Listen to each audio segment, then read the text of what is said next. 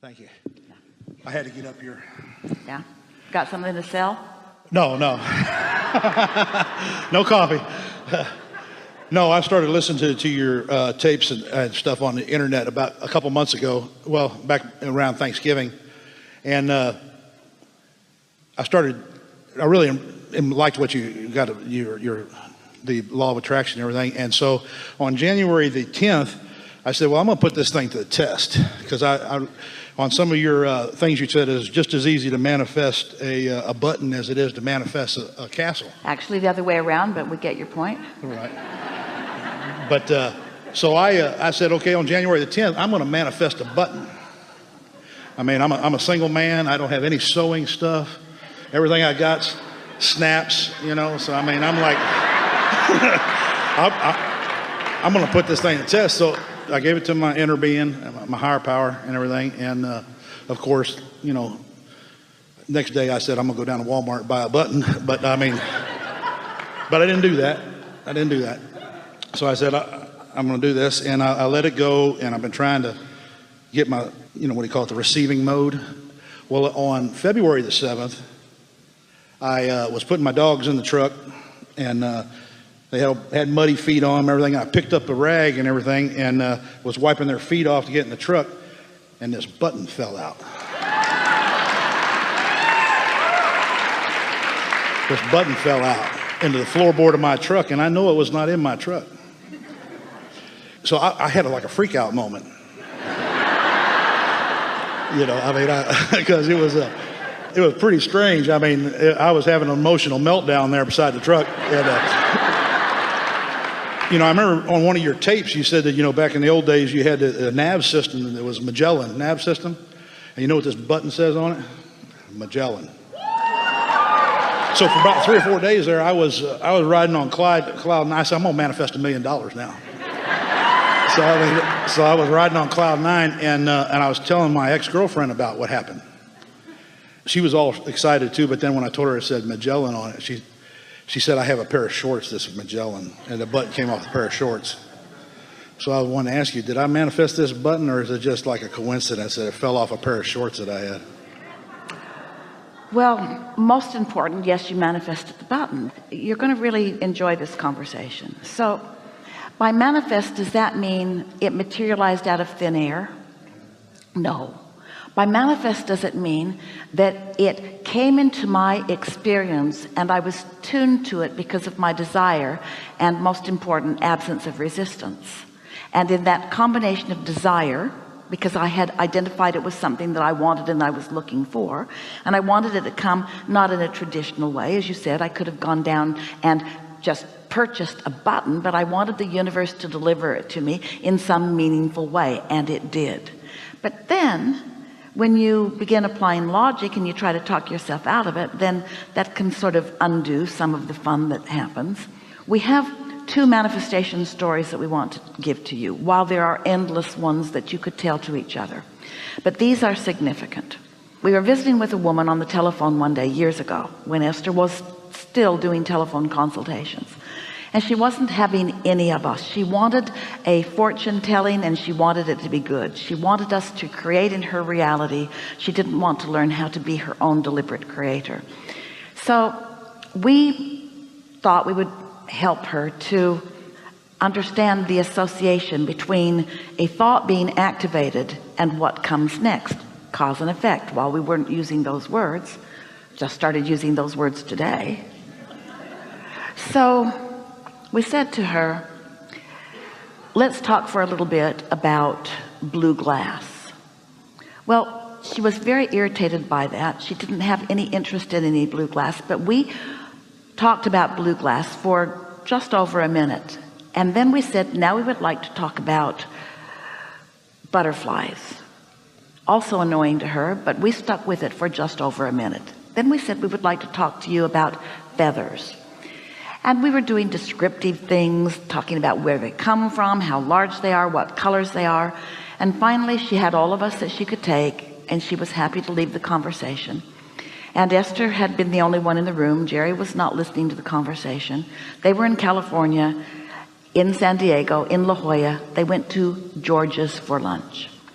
They parked their car down the street from George's and got out of the car and began to walk. And Esther felt this urgency, a very strong compulsion to go into a shop. Now that in and of itself is not unusual. And dragging Jerry into it isn't either. But Esther meant to be in there for no reason except she just couldn't not. And when they got inside, deep into the back of the shop, there was a wall of blue glass, wall to wall, ceiling to floor, every color and texture and depth of blue. Well, blue wasn't something they were looking for. They weren't looking for anything.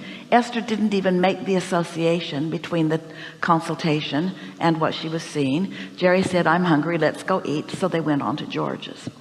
They had a lunch about an hour long, and then they walked from George's down to the Cove, which is such a beautiful place. And as they were walking across this big apron of grass, a flurry of butterflies so intense that for a while they couldn't talk because they would eat butterflies. So they just waited for it to lift off of them. Esther is still not making any association. And then Jerry said, look at that little boy. He looks like he knows you. And he was running toward Esther and handed her a feather.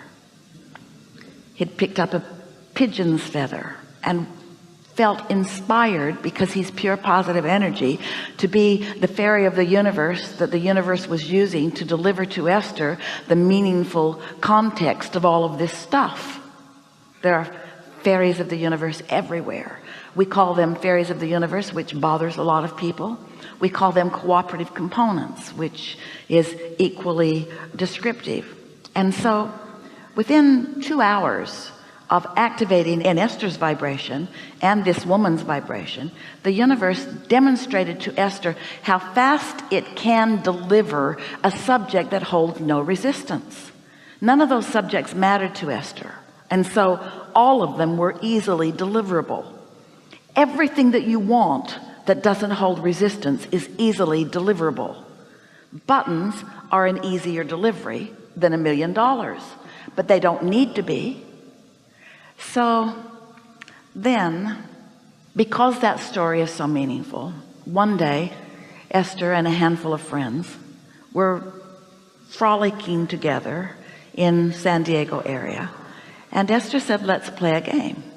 Let's make a list of 20 or 30 things that we don't feel resistance about, and then let's just move through this day with nothing in mind other than letting the universe deliver to us these things.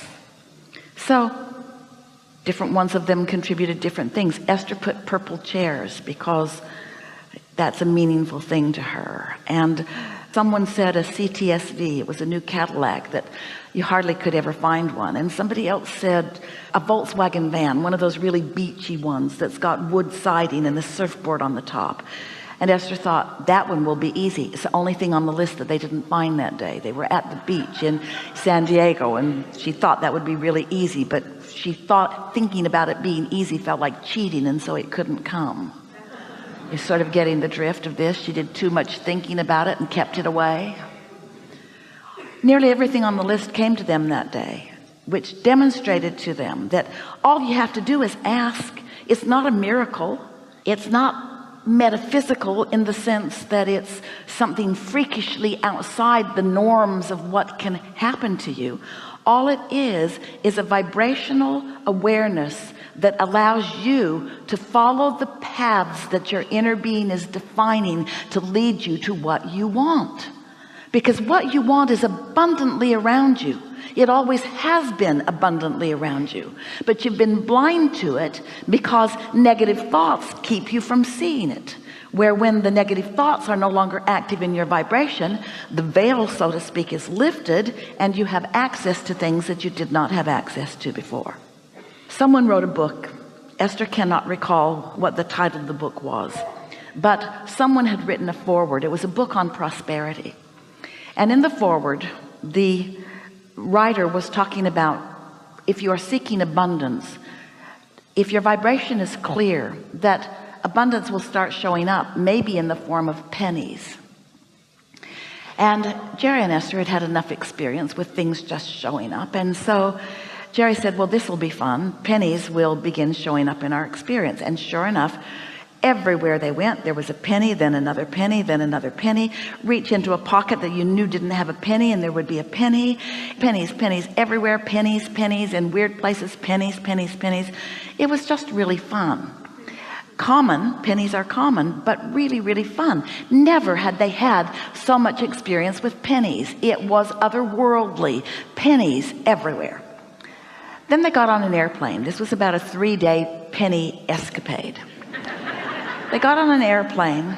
They were sitting in first class on the bulkhead, and as the plane took off, Esther looked down and could not believe what she saw.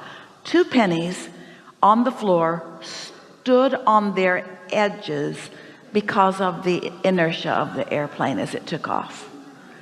And Esther said, I'm so glad you are here to see this, because no one would ever believe it. And Jerry said, let's promise each other we will never tell the story, because no one will ever believe it. Whatever you want is coming to you. Say it better. Whatever is active in your vibration is coming to you. The question is, what's active in your vibration? What you want or what you don't want? What's dominant within you? Desire or belief about what is? You can have it all, but you have the responsibility of focusing it into being. And so it doesn't matter what it is. Esther, her Utah house that we were talking about, it is a castle. It has turrets and everything. And in one of the turrets, there's a painting of a castle. And when Esther found the house, she knew that it had just been sitting there waiting for her. She could not buy it. It was a castle. She had to buy it. It was a castle, and she had enough pennies to buy it.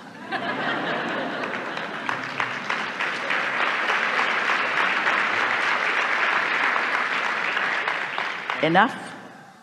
I choose to think I manifested it. So You did. No question about it. No question about it. You choose to believe that it came out of thin air? no, I know it. We're asking this. It's all right if you choose to believe that, because things can. It's a sophisticated focus that allows that to happen. But thoughts are turning to things. And the amount of time that it takes for vibrations to turn to thoughts, and thoughts to turn to impulses, and impulses to turn to urges, and urges to turn to rendezvous, and rendezvous to turn to things. It does not matter what you're asking for. It does not matter what is active in your vibration.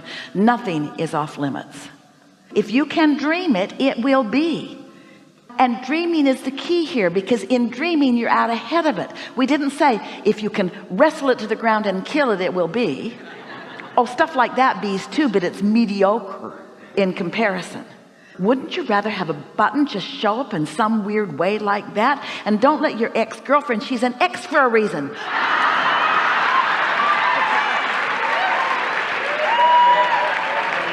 Don't let anybody talk you out of believing in your button.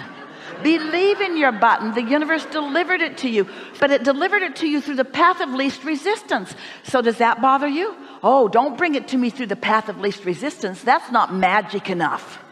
There's a story, Esther read it, of a young couple in a boat, and they're newly in love, and he's given her a beautiful ring, and she's dangling her hand in the water, and her ring comes off.